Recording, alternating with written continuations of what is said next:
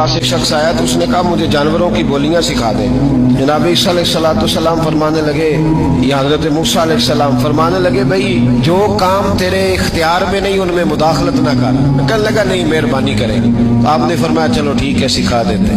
वो आदमी घर के अंदर बैठा था तो जानवर रखे हुए थे, घोड़ा था, गाय थी, बकरी थी, बिल्ली थी, कुत्ता था, चंद जानवर थे। तो छोटी सी कोई चीज गिरी हुई थी तो कुत्ता खाने लगा तो बिल्ली ने पहले खा ली।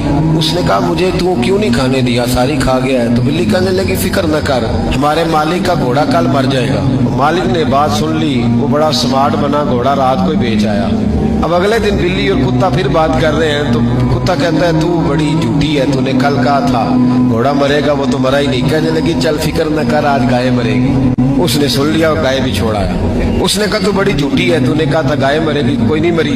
कहने लगी फिक्र न कर, आज बकरी मरेगी। उसने सुन ली, बकरी भी छोड़ आया।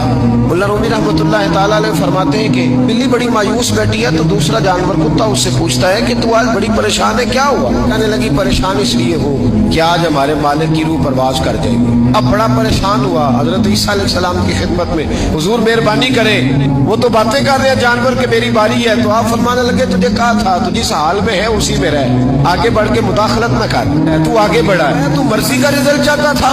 कहा हुजूर मेहरबानी करे, अब होगा क्या? आप फरमाने लगे तेरे घर के अंदर एक शख्स की मौत लिखी हुई थी, घोड़े का वक्त आया तो तू उसे छोड़ आया।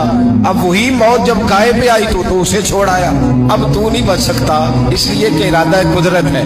तू अपनी मर्जी का रिजल्ट मांग रहा था ना, तो वक्त आ गया है। अगर तू इरादा कुदरत पे रहने देता तो शायद तेरी उम्र लंबी कर दी जाती।